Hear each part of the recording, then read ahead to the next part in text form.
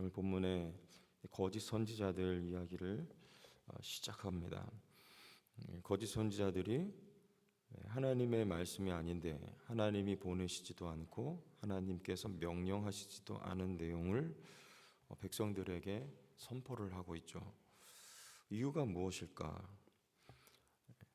백성들이 듣고 싶어 하는 말을 거짓 선지자들은 이야기해 주는 겁니다. 하나님이 원하시는 말씀을 받아서 하나님의 뜻을 선포하고 전하는 것이 선지자인데, 하나님이 아니고 백성이 원하는 말을 선지자들이 전하는 것이죠. 백성이 원하는 것이 무엇이었을까?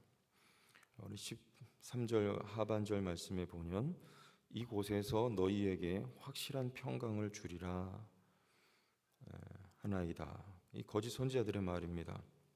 어디서요? 이곳에서, 예루살렘에서, 유다 땅에서, 그리고 성전에서 너희에게 확실한 평강을 주리라. 하나님의 말씀은 그것이 아니죠. 이 땅에서 너희가 쫓겨나리라는 거 아닙니까? 이 땅에서 너희가 멸망하리라. 이 하나님의 말씀인데 거짓 선지자들은 반대로 이야기를 지금 전하고 있는 것입니다. 확실한 평강을 주리라. 아직 주리라, 이 말은 무슨 말입니까? 평강이 왔다는 말이 아니죠. 주리라, 미래에 관한 이야기잖아요. 아직 미완료 상태잖아요. 그러니까 이스라엘 백성들이 지금 평강을 누리고 있다는 말입니까? 아닙니까? 평강이 없다는 말이에요. 평강을 누리고 싶은 거죠. 평강을 얻고 싶은 거예요. 백성들의 상태입니다. 무슨 평강이에요? 확실한 평강이에요. 확실한 것을 원해요. 여러분, 확실한 평강을 원하지 않습니까? 확실한 평강은 어디서 옵니까? 이 샬롬이라는 말이죠. 평강이에요. 샬롬은 어디서 옵니까? 하나님과 나와의 분명한 관계 속에서 오는 것이죠. 우리가 어디 서 있습니까? 지금 이스라엘 백성이 어디에 서 있어요? 하나님 앞에서 누구를 향하여? 하나님을 향하여 이 관계가 되어야 되는 거죠. 하나님은 저 위에, 우리는 그 앞에, 그 아래 무릎 꿇고 있는 상태, 이때 평강이 오는 것이죠.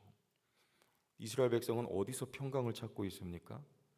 두루 다니면서 사방에서 평강을 찾고 있습니다. 틀어진 관계죠. 바르지 않은 위치죠. 그럼에도 불구하고 근거 없는 확실한 평강을 원할 때 그들의 원함에 지금 거짓 선지자들이 이야기하는 것입니다. 너희가 있는 곳에서 확실한 평강을 주리라. 얻을 수 없는 거예요. 누릴 수 없는 것입니다. 확실한 평강은요, 하나님과의 바른 관계 속에서 오는 거예요. 우리가 이 대목에서 우리도 마찬가지입니다. 선지자는 바른 말을 전하는 것이죠. 좋은 말을 전하는 게 선지자가 아니죠. 목회자들도 해당이 돼요. 성도들에게 좋은 말 전하는 사람이 목회자가 아니고요, 하나님의 바른 말씀을 전하는 사람이 목회자입니다. 성도는요, 좋은 말 듣기를 원하는 것이 성도가 아니고요, 바른 말씀을 들어야 그것이 올바른 성도의 귀예요. 귀, 바른 귀예요. 귀에 가려운 말을 전하는 것, 이게 말세의 징조죠, 성경에. 그런데 우리의 이게 잘못된 점인데요, 좋은 말 듣고 싶어 하는 거예요. 저에게도 바른 말 하는 분이 계셨어요. 참, 그분 어떻게 그렇게 바른 말만 하시는지. 근데 당시엔 제가 그게 굉장히 싫었어요. 바른 말만 하거든요. 제가 잘못하면 지적하고, 본인이 먼저 걸어갔던 길인데 먼저 걸어갔으니까 지금 현재 그 신앙의 수준이라고 하는 거는 저는 이제 막 믿고 따라가는 입장인데 격차가 있지 않습니까? 100m를 10초에 달리는 사람하고 20초에 달리는 사람은 실력 차이가 분명한 거잖아요. 그런데 너 왜 100m를 10초에 주파하지 못하냐라고 채찍질하면 아직 실력이 없는 사람 죽으라는 말이잖아요. 그래서 저는 그때 당시에 그게 굉장히 싫었어요. 바른 말 하는 거죠. 그런데 지금에 와서 생각해 보면 그분이 하셨던 그 바른 말이 참 맞다. 이게 동의가 100% 됩니다. 100%. 제가 어느 정도 이제 좀 믿음의 길로 좀 접어들었다는 이야기인지는 모르겠습니다만, 뭐 잘하고 있다는 얘기가 아니고요. 하나님의 이렇게 인도하심과 연단 속에 걸어와 보니까 그분이 하셨던 그 말이, 그 바른 말이 이제는 저에게 달게 느껴져요. 그리고 그분이 고마워요. 그리고 그 말들이 새록새록 떠오르면서 저의 삶에 정확하게 적용이 됩니다. 그때 좀 드러났으면, 그죠? 그 대표적인 게 뭐냐면, 제가 이렇게 하나님 앞에 어릴 때 뭐 봉사하고 뭐 이렇게 섬기고 작은 것이 있잖아요. 그러면 그분이 하는 말씀은 하나님 앞에 거저는 없다. 그런 말씀을 또 하셨어요. 하나님 앞에 거저는 없다. 하나님 앞에 거저는 없더라고요. 제 공로주의를 말씀드리려고 하는 게 아니고요. 정말 그렇더라고요. 하나님 앞에 거저는 없습니다. 하나님은 우리의 믿음대로 주시고요. 우리가 하나님 앞에 작은 것 하나라도 믿음으로 섬긴 것이 있으면 하나님 절대 그냥 지나치는 법이 없으신 분이시더라고요. 하나님 앞에 거저가 없어요. 예를 든 거지만 그런 이야기 하나하나가, 바른 말들이 다 저에게 유익한 말씀이었어요. 여러분들, 하나님의 말씀이 누군가에게 여러분들 바른 말을 하는 입장이기보다는요, 늘 바른 말만 하면 여러분 그 잘못하면 상처 줄 수가 있어요. 그런 바른 말 하는 입장이기보다는요, 강단에서 하나님의 바른 말씀이 선포될 때 아멘으로 받으시라 그 말이에요. 지금은 여러분에게 그게 때로는 듣기 싫은 말씀이 될 수도 있겠고, 또 쉽게 받아들이기 어려운 말씀이 될 수도 있을지 모르겠지만, 어느 순간 때가 지나면 그게 다 여러분에게 달고 오묘한 진리와 같은 말씀이 될 거예요. 그런데 언제요? 지금 아멘으로, 지금 내가 감사함으로 받아들이고 내가 할 수만 있으면 순종하면 여러분의 신앙생활에 또 삶에 큰 유익이 될 거 아닙니까? 지금 선지자들이 바른 말을 전할 줄을 몰라요. 백성들이 듣기 좋은 말, 원하는 말을 전합니다. 왜요? 백성들이 그 말을 원하고 있기 때문에 그런 거예요. 평강이 없을 때 어디서 평강을 누릴 수 있을까? 그때 하나님의 말씀은 아프거든요. 어떻게 보면 심판의 말이거든요. 그리고 징계의 말이거든요. 찌르는 말이거든요. 채찍의 언어거든요. 그러니까 거짓 선지자들이 전하는 말을 달게 받아들이고 있는 거죠. 여러분, 이 상태가 굉장히 위험한 상태입니다. 이것을 일컬어서 뭐라고 하냐면, 이 상태를 완악 또는 완고 혹은 강팍함이라고 하는 거예요. 바로가 아무리 하나님의 말씀을 전해도 강팍했기 때문에 말씀을 듣지를 않습니다. 완악한 것이며 완고한 것이에요. 다른 표현으로 또 한 가지 덧붙이면 목이 곧은 것입니다. 강팍한 거예요, 그게. 하나님이 이스라엘 백성을 향하여 계속된 질타는 뭐냐면, 너희는 목이 곧은 백성이요, 너희는 완악하고 완고하며 강팍한 백성이라고 말씀하시는 것이죠. 그 강팍함의 수준이란 바로와 별반 다르지가 않은 거예요. 아무리 하나님의 말씀을 전하여도, 아무리 말씀을 들어도 그들에겐 하나님의 말씀이 들려지지 않는 것입니다. 강팍함이란 그 뜻대로 풀면 영적인 무감각을 말하는 거예요. 언제 강팍해집니까? 단단해집니까? 여러분, 우리 피부가 언제 단단해져요? 굳은 살이 배길 때. 굳은 살이, 여러분 일 많이 하신 분들은 손바닥에 굳은 살이 배기잖아요. 심지어는 지문이 없는 분도 있더라고요. 그래서 지문 인식이 안 됩니다. 밴들밴들해지는 거예요. 그리고 굳은 살이 배깁니다. 그 굳은 살이 배긴 곳은요, 여러분 뒤꿈치에 굳은 살 칼로 베어내 보셨습니까? 어떻게 그렇게 할 수 있어요? 감각이 없는 거죠. 무감각한 거예요.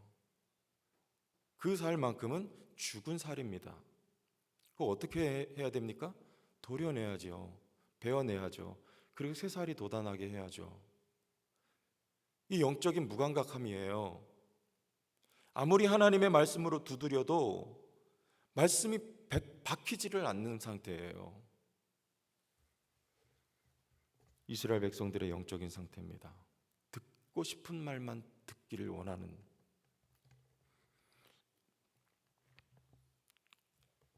17절에 보세요. 너는 이 말로 그들에게 이르라. 내 눈이 밤낮으로 그치지 아니하고 눈물을 흘리리니 이는 처녀 내 딸 내 백성이 큰 파멸 중한 상처로 말미암아 망함이라. 이게 중요한 단어입니다. 큰 파멸 중한 상처. 하나님은 이스라엘 백성들의 이런 상태를 일컬어서 큰 파멸이며 중한 상처라고 말합니다. 중병 들었다는 뜻입니다. 육신의 질병보다 더 무서운 병이 어떤 병인지 아시죠? 영적인 무감각이에요. 영적인 중병입니다. 하나님은 어디서 그것을 치료하십니까?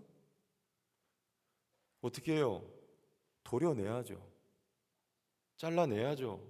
피가 나도요. 그리고 거기 새 살이 돋아나게 해야죠.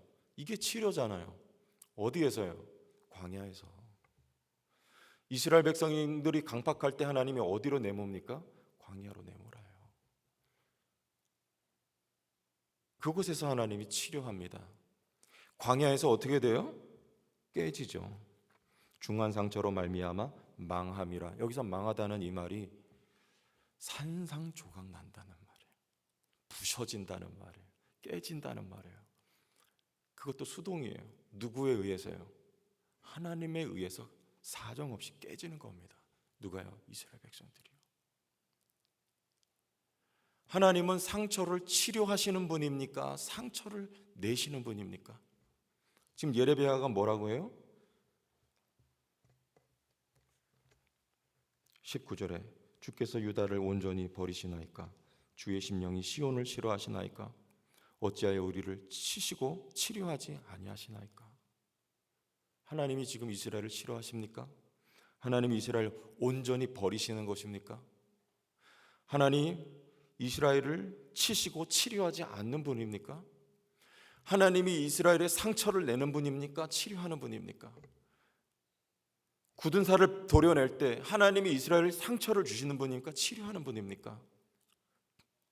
굳은 살을 도려내야죠. 잠시 피가 나도요. 그리고 그 자리에 새 살이 돋아나게 해야죠. 그게 치료 아닌가요? 하나님은 지금 그 치료를 치료하고 계신 거예요. 어디서요? 광야에서 이스라엘 백성들을 깨트리시는 거예요. 산상조각 내버리시는 거예요. 부셔뜨리시는 거예요. 광야에서 깨집니다. 아, 하나님은 이런 분이구나. 아, 하나님은 나를 사랑하는 분이구나. 아, 하나님은 우리의 모든 필요를 공급하시는 분이시구나. 하나님은 우리의 것을 걷어가시는 분이 아니고 하나님은 채워주시는 분이시구나 라고 하나님 앞에 깨어지는 시간이 바로 광야라고 하는 시간이에요. 거기서 영적인 새살이 돋아나는 시간들이에요. 영적인 감각이 살아나는 것입니다. 광야에서 하나님을 비로소 인식하게 되는 거예요. 광야에서 비로소 하나님을 배우게 되는 것입니다. 하나님을 알게 되는 거예요. 어디서요? 광야에서요. 살아나는 시간이에요. 하나님은 광야에서 우리를 깨트리시는 거예요. 왜요? 우리를 살리시고 회복시키시고 치료하시고 고쳐서 새롭게 하시려는 것입니다. 하나님은 시온을 싫어하시지도 이스라엘을 온전히 버리시지도 하나님은 때리고 치료하시지도 아니하시는 하나님이 아니에요. 우리의 완악함을, 우리의 완고함을 하나님은 오늘도 여러분의 삶 속에서 고치고 치료하고 계시다는 것을요, 믿을 수 있기를 바랍니다. 마지막에 예레미야가 뭐라고 합니까? 이방인의 우상 가운데 능히 비를 내리게 할 자가 있나이까? 하늘이 능히 소나기를 내릴 수 있으리까? 우리 하나님 여호와여, 그리하는 자는 주가 아니시나이까. 예? 그러므로 우리가 주를 앙망하옵는 것은 주께서 이 모든 것을 만드셨음이니이다 아니라. 아멘. 아멘입니까? 우리 하나님은요 창조주 만군의 여호와 하나님이세요. 여러분을 지으신 하나님은 그리스도 안에서 여러분은 오늘도 새롭게 지어가고 계신 만군의 여호와 하나님이신 것을요 믿어 의심치 말기를 주님의 이름으로 축원합니다. 기도하겠습니다. 하나님 아버지 감사합니다. 우리의 무감각함을 오늘도 고쳐서 선하고 지혜롭고 의로우시며 만군의 여호와 하나님을 알게 하시는 하나님, 진리요 참이 되신 하나님을 아는 것이 우리에게 행복이요 더할 나위 없는 축복이 아니겠습니까?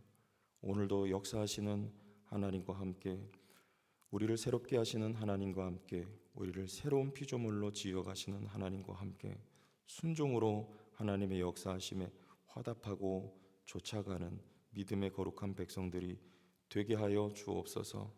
듣기 좋은 말만 듣기 원하는 패역한 이스라엘 백성이 내 모습이 아니라 하나님의 바른 말씀이라 할지라도 때로는 그것이 나의 삶에 아픈 것이여 나를 찌르는 것이라 할지라도 나를 고치시는 하나님의 말씀인 것을 깨닫고 순종하는 주의 백성들 되게 하여 주옵소서. 예수님 이름으로 기도합니다. 아멘.